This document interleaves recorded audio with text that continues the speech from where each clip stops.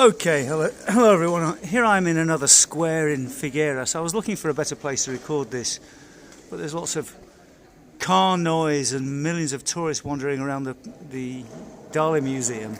And yeah, and I wanted to find one of those walls with lots of the yellow ribbons they've got to represent wanting to get the pro-independence prisoners out of jail. Because I want to really talk about a very difficult subject for me, which is why I've given up on the Catalan independence cause, or Catalan independence as it currently is. Yeah, because it was Catalan independence that woke up my nationalism vicariously. Then I went through Brexit, then I went through Trump, then I went through loads and loads of other things. I'll try and run back through that, because this month is a very, very important month. The 1st of October was the second anniversary of the attempted the referendum. It went ahead. About 2.5 million people voted here in Catalonia on independence. It was an illegal referendum. There was lots of Spanish police violence. I don't want to go into the recriminations of that. But that following month, that for me, I'll explain to you why, but I was pretty much at the end of my tether with Catalan nationalism already then. And the way they screwed it up just made me lose all patience, and I haven't really been on board since then. I can't remember which date it was. Around about the 13th they made an attempted proclamation of independence, and then I think it was the 27th of October, Carles Puigdemont, who was the president of Catalonia at the time, declared independence, went to Girona, a nearby town, for the weekend, and then fled to France. Meanwhile, most of the other independence leaders were arrested, or some of them went into exile, others came back. There's quite a few in exile now. And this month is going to be their sentencing of a trial that's been going on for about a year. So it's a key moment in this battle between the Catalans and Spain, and it's been a battle fought in the courts. And to be perfectly honest, I'd kind of already given up on them by then. I suppose I'll give you a quick run back of how my emotions developed over the Catalan independence process. Yeah, I've always been into Catalonia. I'd been writing books about them, writing blogs about them, loved the culture, but never really thought independence was a reasonable idea, really, until 2012. And in 2012, on September the 11th, 2012, September the 11th is the Catalan National Day, which commemorates their defeat by Philip IV, the Franco-Castilian troops, who ended the siege of Barcelona and basically annexed Catalonia, September the 11th, 1714. So their national day is the celebration of a defeat. This is the funny thing about the Catalans. They're kind of these quixotic, eternal losers, eternal underdogs, which makes them very sympathetic. But when you've been fighting on their side for a while and you see them continually shooting themselves in the foot, to a certain extent, me being a rough and ready Brit, you fight to win. You don't fight to lose. You don't just fight. Losing like a gentleman. Not when it's a question of life and death. So this is an element of them. And in 2012, their Catalan National Day had been hyped up. The Catalan National Assembly, the pro-independence group, had pushed it, and the slogan was Catalonia, new state of Europe. And we live in the centre of town, and I'd never seen anything like it. There are about 1.5 million people on the streets. Up until that point, I'd never really believed that independence was possible. I supported them, I loved them, I liked their culture, I spoke their language. But independence seemed like a mad idea, really. But after that day, I really got fully on board with them. And because it was just so incredible, 1.5 million people out of 7.5 million on the streets of Barcelona just convinced me. So I got on board, and at the time, the president of Catalonia was a conservative called Artur Mas. And then over the next couple of years, they kind of developed programs of how they would set up the new state. I went to meetings about the new constitution. It all seemed very practical and serious, and they had an attempted referendum on November the 9th, 2014. And to be perfectly honest, I think that was the big date. That was when it seemed, everything was organised, there was lots of momentum. It seemed possible, it seemed positive. The reason why I got into it is I've always been interested in structural change, the change of systems, and having a small a small government that could be held responsible just a few miles, half a kilometre away from where I live, just seemed a much better way than having a government in Madrid that didn't really care about us and a government in Brussels. It's the same argument as Brexit, really. So I came on board, and there was the attempted referendum on November the 9th, 2014.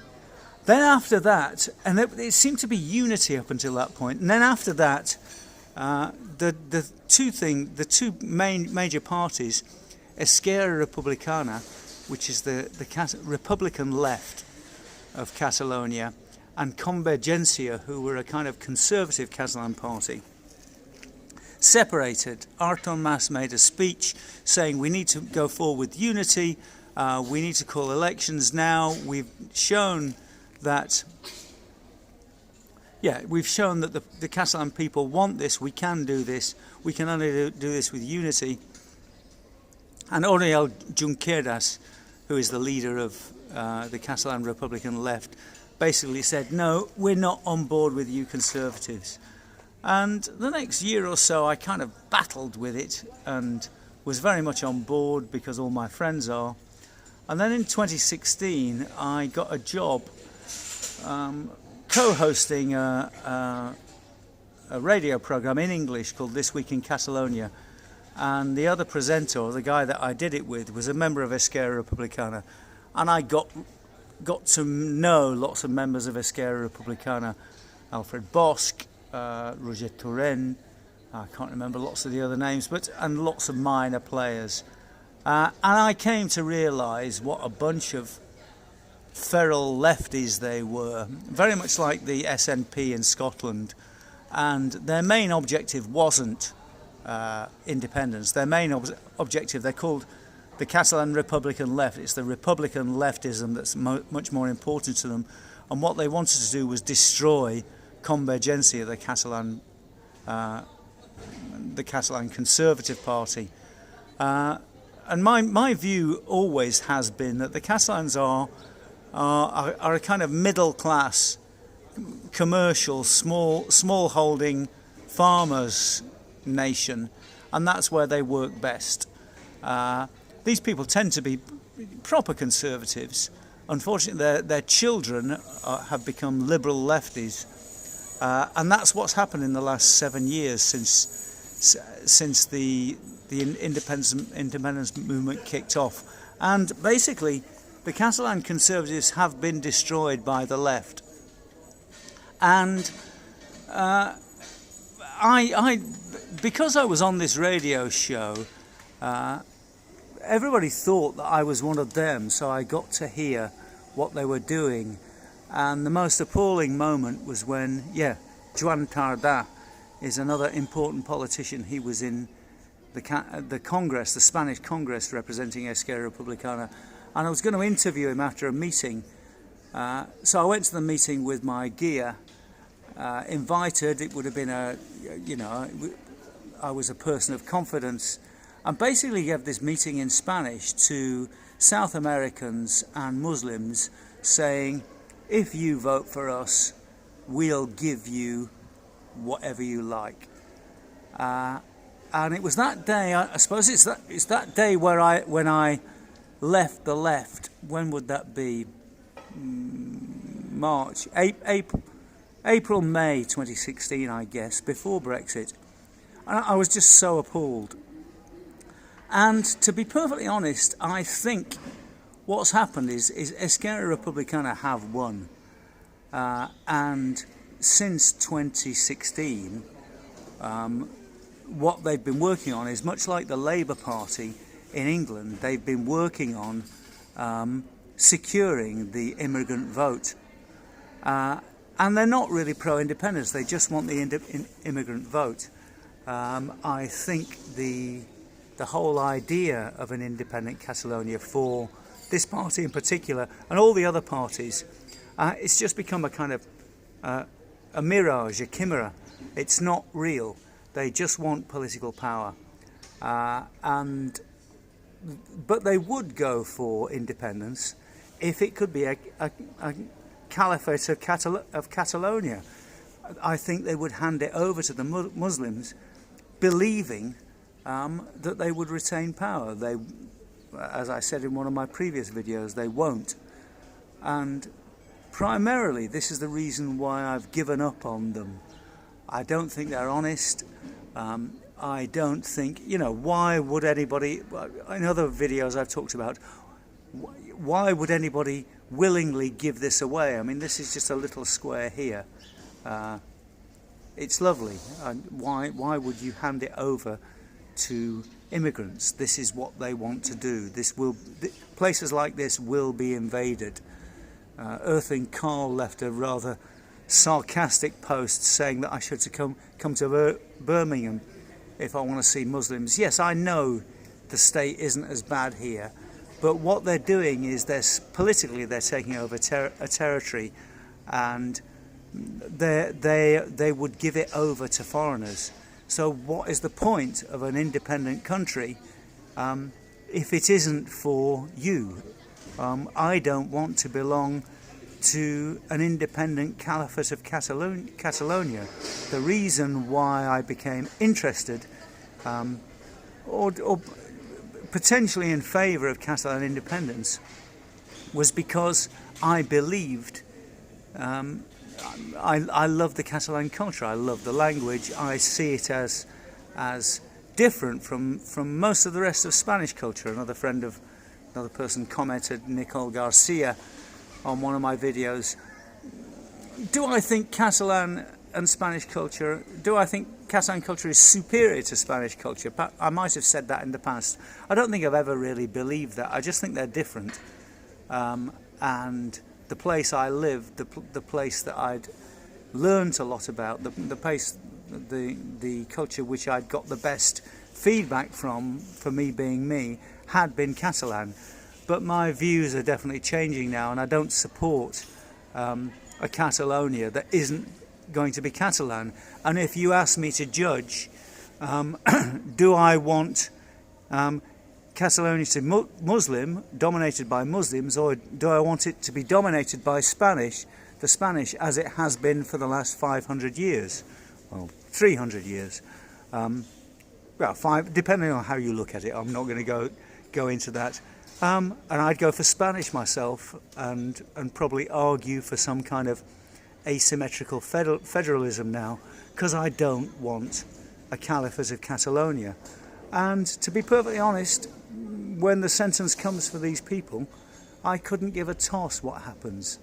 The slogan now has become Fem Republica, let's make a republic. Prior to the independence movement, it was Fem País, which is let's make a country. I think let's make a country is more powerful.